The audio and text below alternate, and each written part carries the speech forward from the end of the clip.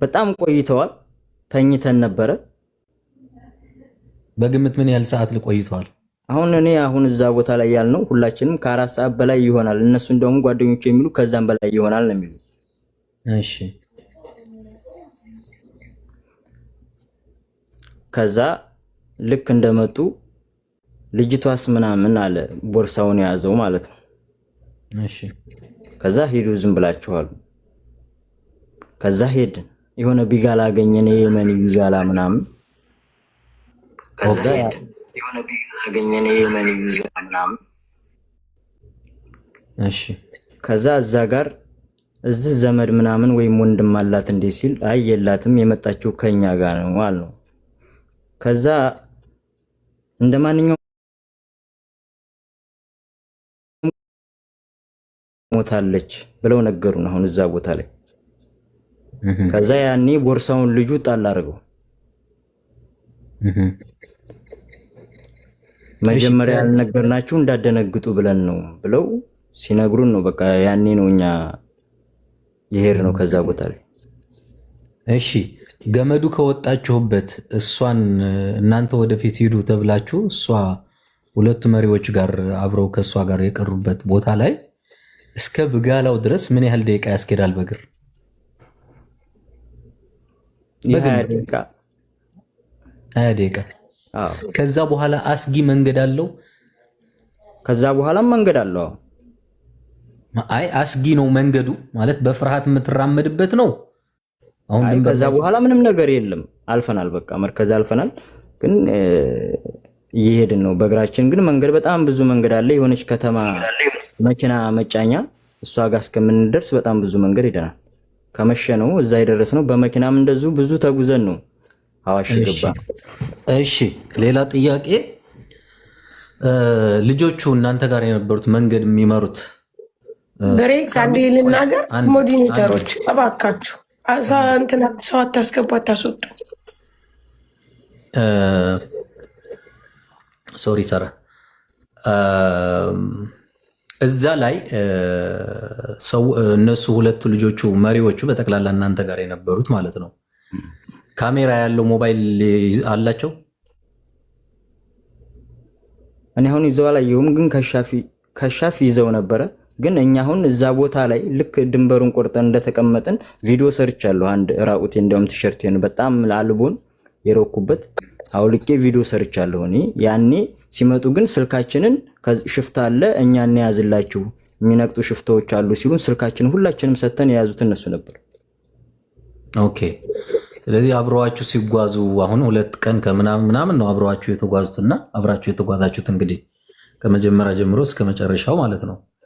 ማለት በአንድም ይሁን በሌላ መንገድ ስልክ ሲያወሩ ኦር ሲያወጡ የሆነ ነገር ሲሉ ስልክ እጃቸው ላይ ይታያል። እሱ ነገር ልብ አላላችሁም ነው ወይስ ጭራሽ አልያዙም ነበር?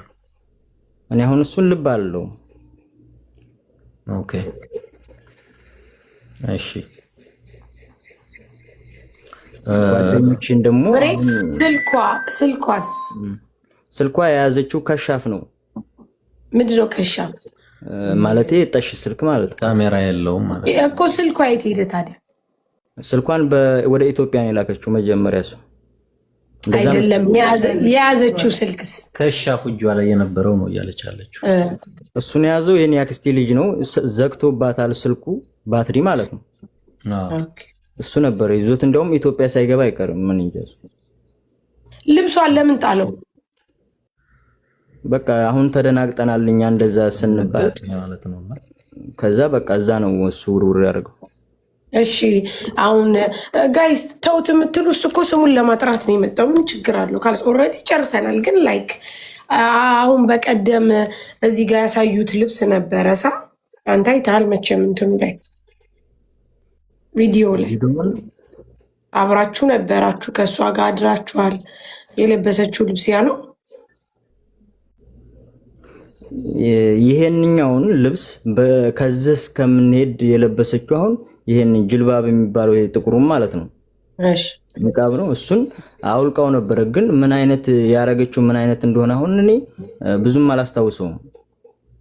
አብራችሁ ተጉዛችሁ ይዛችኋት ብዙ ነገር አድርጋችኋል። እንግዲህ መቼም ያው ከለበሰችው ምናልባት እንደው እንትን ካልክ ብዬ ነው ማለት አንተን በዚህ ነገር መቼም ጓደኞችን አሁን ይሄንን መጠየቅ ይቻላል።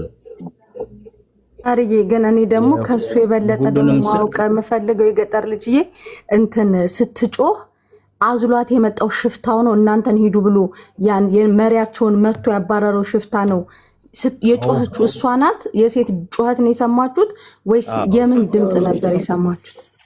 ነው የእሷን ድምጽ ነው የሰማነው። ኦኬ ታዲያ ስትመጣ ለምን የገጠር ልጅ ላልጠየካትም? እንደዛ አሁን የሆነሽው ነገር አለ ወይ ብዬ ለመጠየቅም እኛም ሌሎቹም ለመጠየቅ በቃ ከብዶናል።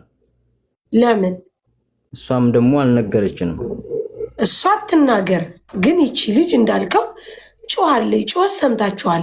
አዝሏት ሁሉ ሲመጣ ምን ሆነሽ ነው የጮህሽው ብለህ እንዴት አልጠየቃችኋትም? የምርግ አደራችሁ እኮ አብራችሁ ዋላችሁ። እንጃ አሁን አልጠየቅናትም። እኛ አሁን እንደዚህ ብለን የተደበደበ ነገር ነበራት የቆሳሰለ ነገር ምናምን ነበራት ፊቷ ላይ የሆነ ደብዘዝ ያለ ነገር ነበር። ታዲያ አሁን ፊቷ ላይ ደብዘዝ ያለ ነገር አለ። ጩኸት ሰምታችኋል።